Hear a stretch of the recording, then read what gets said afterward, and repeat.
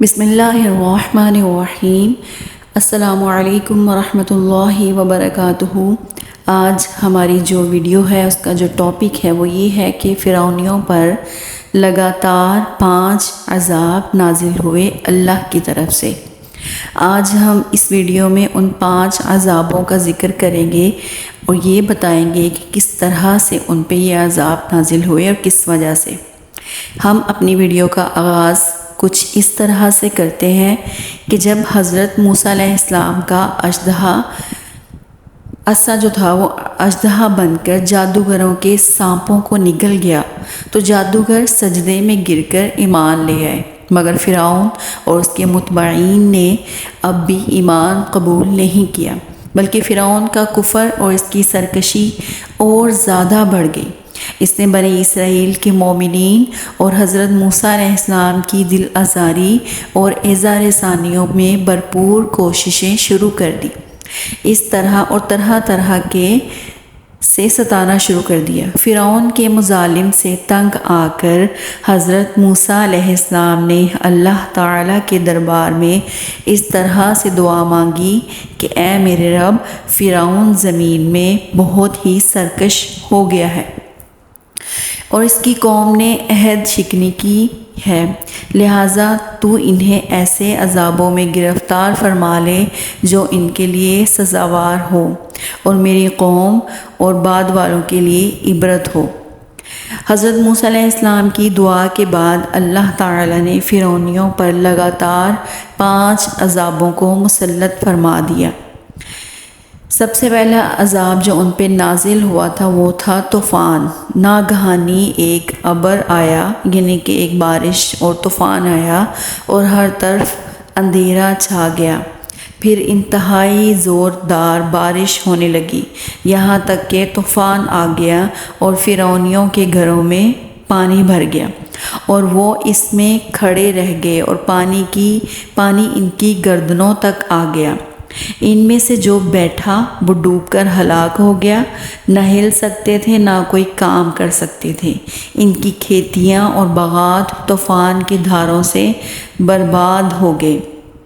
سنیچر سے سنیچر تک مسلسل 7 روز تک وہ لوگ اسی مصیبت میں مبتلا رہے، اور باوجود یہ کہ بنی اسرائیل کے مکانات فرعونیوں کے گھروں سے ملے ہوئے تھے، مگر بنی اسرائیل کے گھروں میں سیلاب کا پانی نہیں آیا اور وہ نہایت ہی امن و چین کے ساتھ اپنے گھروں میں زندگی بسر کر رہے تھے۔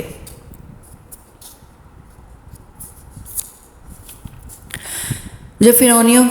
کو اس مصیبت کے برداشت کرنے کی تاب و طاقت نہ رہی اور وہ بالکل ہی عاجز ہو گئے تو ان لوگوں نے حضرت موسیٰ علیہ السلام سے عرض کیا کہ آپ ہمارے لیے دعا فرمائیے کہ یہ مصیبت ٹل جائے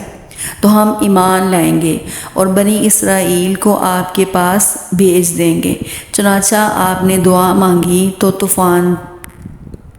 کی بلا ٹل گئی اور زمین میں ایسی سرسبزی اور شادابی نمودار ہوئی اس سے پہلے کبھی بھی دیکھنے میں نہ آئی تھی۔ کھیتیاں بہت شاندار ہوئی اور گلوں اور پھولوں کی پیداوار بے شمار ہوئی۔ یہ دیکھ کر فرعونی کہنے لگے، یہ طوفان کا پانی تو ہمارے لیے بہت بڑی نعمت کا سامان تھا۔ پھر وہ اپنے عہد سے پھر گئے اور ایمان نہیں لائے اور پھر سرکشی اور ظلم و عصیان کی گرم بازاری شروع کر دی۔ ٹڈیاں 1 ماہ تک فرعونی نہایت عافیت سے رہے، لیکن جب ان کا کفر و تکبر اور ظلم و ستم پھر بڑھنے لگا تو اللہ تعالیٰ نے اپنے قہر و عذاب کو ٹڈیوں کی شکل میں بھیج دیا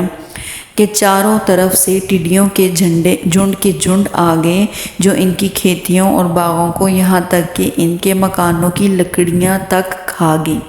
اور فرعونیوں کے گھروں میں یہ ٹڈیاں بھر گئیں جس سے ان کا سانس لینا مشکل ہو گیا، مگر بنی اسرائیل کے مومنین کے کھیت اور باغات اور مکانات ان ٹڈیوں کی یلغار سے بالکل محفوظ رہے۔ یہ دیکھ کر فرعونیوں کو بڑی عبرت ہو گئی اور آخر اس عذاب سے تنگ آ کر پھر حضرت موسیٰ علیہ السلام کے آگے عہد کیا کہ آپ اس عذاب کے دفع ہونے کے لیے دعا فرما دے تو ہم لوگ ضرور ایمان لے آئیں گے اور بنی اسرائیل پر کوئی ظلم و ستم نہیں کریں گے۔ چنانچہ آپ کی دعا سے 7ویں دن تک یہ عذاب بھی ٹل گیا اور یہ لوگ بھی پھر 1 ماہ تک نہایت ہی آرام و راحت میں رہے، لیکن پھر عہد شکنی کی اور ایمان نہیں لائے۔ ان لوگوں کے کفر اور عصیان میں پھر اضافہ ہونے لگا۔ حضرت موسیٰ علیہ السلام اور مومنین کو ایذائیں دینے لگے اور کہنے لگے ہماری جو کھیتیاں اور پھل بچ گئے ہیں وہ ہمارے لیے کافی ہیں، لہٰذا ہم اپنا دین چھوڑ کر ایمان نہیں لائیں گے۔ غرض 1 ماہ کے بعد ان لوگوں پر قمل کا عذاب مسلط ہو گیا۔ بعض مفسرین کا بیان ہے کہ یہ گھن تھا جو ان فرعونیوں کے اناجوں اور پھلوں میں لگ کر تمام گلوں اور میووں کو کھا گیا، اور بعض مفسرین نے فرمایا کہ یہ ایک چھوٹا سا کیڑا تھا جو کھیتوں کی تیار فصلوں کو چٹ کر گیا اور ان کے کپڑوں میں گھس کر ان کے چمڑوں کو کاٹ کر انہیں مرغ مسلم بسمل کی طرح تڑپانے لگا، یہاں تک کہ ان کے سر کے بالوں، دھاڑی، مونچھوں اور بھووں پلکوں کو چاٹ کر اور چہروں کو کاٹ کر انہیں چیچک رو بنا دیا۔ یہ کیڑے ان کے کھانے، پانیوں اور برتنوں میں گھس جاتے تھے، جس سے یہ لوگ نہ کچھ کھا سکتے تھے اور نہ کچھ پی سکتے تھے، نہ لمحہ بھر کے لیے سو سکتے تھے، یہاں تک کہ 1 ہفتے میں اس قہر آسمانی اور بلا ناگہانی سے بلبلا کر یہ لوگ چیخ پڑے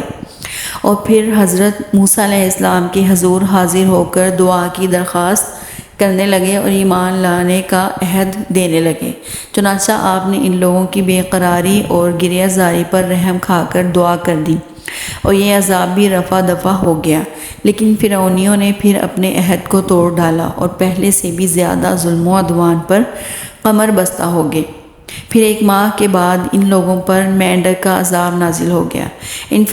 فرعونیوں کی بستیوں اور ان کے گھروں میں اچانک بے شمار مینڈک پیدا ہو گئے اور ان ظالموں کا یہ حال ہو گیا کہ جو آدمی جہاں بھی بیٹھتا اس کی مجلس میں ہزاروں مینڈک مر جاتے تھے۔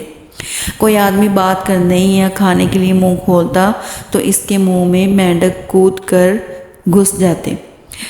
ہانڈیوں میں مینڈک، ان کے جسموں پر سینکڑوں مینڈک سوار رہتے۔ اٹھنے، بیٹھنے، لیٹنے کسی حالت میں بھی مینڈکوں سے نجات نہیں ملتی تھی۔ اس عذاب سے فرعونی رو پڑے اور پھر روتے گڑ گڑاتے حضرت موسیٰ علیہ السلام کی بارگاہ میں دعا کی بھیک مانگنے کے لیے آئے اور بڑی بڑی قسمیں کھا کر عہد و پیمان کرنے لگے، ہم ضرور ایمان لائیں گے اور مومنین کو کبھی ایذا نہیں دیں گے۔ چنانچہ حضرت موسیٰ علیہ السلام کی دعا سے 7ویں دن یہ عذاب بھی اٹھا لیا گیا، مگر یہ مردود قوم راحت ملتے ہی پھر اپنا عہد توڑ کر اپنی پہلی خبیث حرکتوں میں مشغول ہو گئی، مومنین کو ستانے لگے اور حضرت موسیٰ علیہ السلام کی توہین و بےادبی کرنے لگے۔ پھر عذاب الہی نے ان ظالموں کو اپنی گرفت میں لے لیا اور ان لوگوں پر خون کا عذاب قہر الہی بن کر اتر پڑا۔ خون ایک دم بالکل اچانک ان لوگوں کے تمام کنوؤں، نہروں کا پانی خون ہو گیا تو ان لوگوں نے فرعون سے فریاد کی تو اس سرکش نے کہا کہ یہ حضرت موسیٰ علیہ السلام کی جادوگری اور نظر بندی ہے۔ یہ سن کر فرعونیوں نے کہا کہ یہ کیسی اور کہاں کی نظر بندی ہے کہ ہمارے کھانے پینے کے برتن خون سے بھرے پڑے ہیں اور مومنین پر اس کا ذرا بھی اثر نہیں۔ تو فرعون نے حکم دیا کہ فرعونی لوگ مومنین کے ساتھ ایک ہی برتن سے پانی نکالیں، مگر اللہ تعالیٰ کی شان کہ مومنین اسی برتن سے پانی نکالتے تو نہایت ہی صاف، شفاف اور شیریں پانی نکلتا، اور فرعونی جب اسی برتن سے پانی نکالتے تو تازہ خالص خون نکلتا،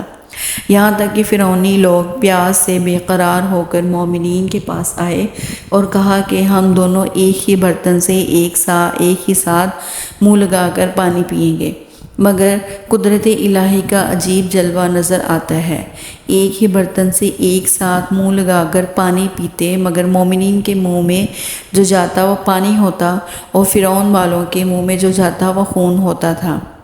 مجبور ہو کر فرعون اور فرعونی لوگ گھاس اور درختوں کی جڑیں اور چھالیں چبا کر چوستے تھے، مگر اس کی رطوبت بھی ان کے منہ میں جا کر خون بن جاتی تھی۔ الغرض فرعونیوں نے پھر گڑ گڑا کر حضرت موسیٰ علیہ السلام سے دعا کی درخواست کی تو آپ نے پیغمبرانہ رحم و کرم فرما کر پھر ان لوگوں کے لیے